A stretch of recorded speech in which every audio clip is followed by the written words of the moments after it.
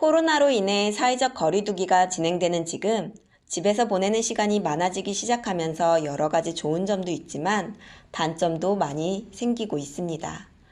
집에서 혼자 지낼 때의 갈등과 함께 지낼 때의 갈등에 대해 최소화시킬 수 있는 방법을 이야기해 보려고 합니다. 먼저 혼자 지낼 때의 갈등입니다. 혼자 사는 사람은 함께 사는 사람과 달리 나 자신의 어려움이 있습니다. 사회생활을 하던 사람일 경우 평소 같이 추구를 하고 집은 쉬는 공간이었습니다. 그런데 집에만 있게 되다 보니 같이 추구가 차단이 됩니다. 같이 추구를 차단시키지 않기 위해 재택근무를 하지만 같이 추구의 가장 큰 목적은 일이 아니라 인간관계입니다. 인간관계를 중심으로 해서 나아가는 것이 가치 추구이기 때문입니다. 재택근무로 집에 있다 보니 인간관계가 아닌 사람으로 있게 되고 인간관계로 가고 싶은 자아실현에 문제가 발생하게 됩니다. 나 자신에게 갈등이 생기는 것은 혼자 있기 때문입니다. 혼자 있을 때 자아실현을 해나가는 방식에는 사람과 함께 만나서 심리작용을 하는 방식인 말과 행동으로 표현하는 것과 생각으로 표현하는 두 가지 방식이 있습니다. 화상을 통해서 말과 행동을 하면서 이게 원활하다면 집에서 얼마든지 편안하게 인간관계를 유지하며 보낼 수 있지만 누군가 심리가 작용이 되지 않아 말과 행동에 제약이 따르게 되면 힘들어집니다. 생각이라는 것은 타인과 연결이 되어서 생각이 되어야 하는데 그러지 못하다 보니 혼자 생각을 할 때 갈등이 훨씬 많이 만들어집니다.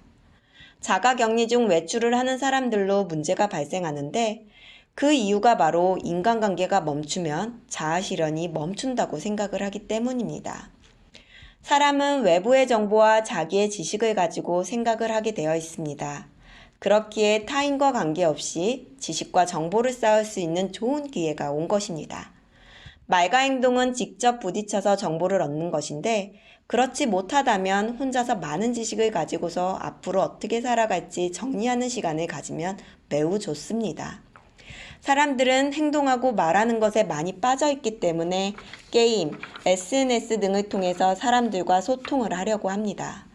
그런데 그곳에는 인간관계는 없기 때문에 필요 없는 시간을 때우는 것밖에는 되지 않습니다.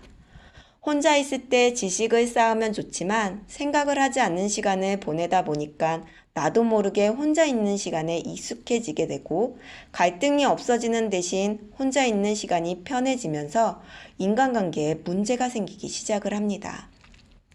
즉, 자아실현이 중단이 되어 버리는 것입니다. 다시 회복을 하는 데는 많은 시간과 노력이 소요가 됩니다. 혼자 있을 때 답답하고 힘든 건 당연한 것인데 답답하다고 게임을 하고 TV만 보고 나의 자아실현에 멈추는 시간을 보내서는 안 됩니다. 이번 기회에 나의 생각의 폭을 넓히는 지식을 쌓는 시간을 갖는 것이 굉장히 좋습니다. 생각을 하지 않으면 편안해지지만 나의 자아실현이 무너지고 있다는 것을 정확하게 알아야 합니다. 이 기회에 나의 생각을 풍요롭게 만드는 시간을 만드시기 바랍니다.